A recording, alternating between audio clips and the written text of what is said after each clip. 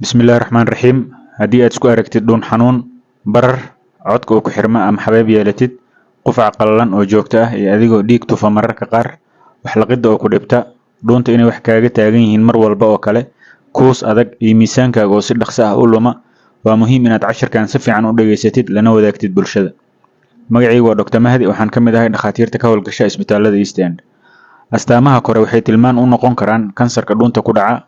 Ogow, dhuunta waxaa ku dhici kara dhowr kansar oo kala duwan taasoo ay ku xiran tahay xubinta dhuunta ku jirta oo xanuunku ka helay. Wuxuu noqon karaa kansar ku dhacay qanjirka thyroidka, kansar tubada hawada, kansarka tubada hunguriga, kansarka xubinta codka iyo kansarka qanjirada dhuunta. Laakiin kulligood waxay ka wada siman yihiin astaamaha kore.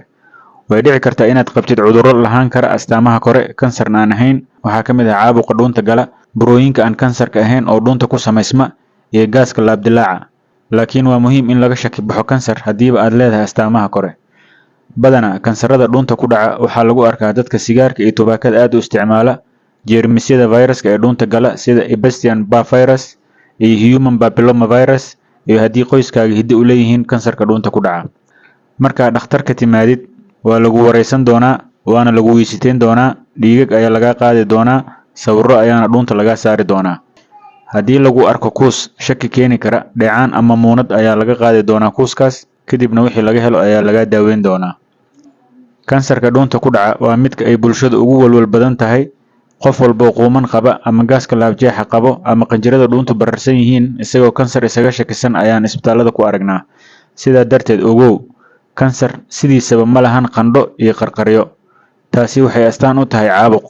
Midda kale, dhuunta oo mar ku xirmaysa marna ku furmaysa dhowr sanana sidaan tahay iyadana kansar ma ahan.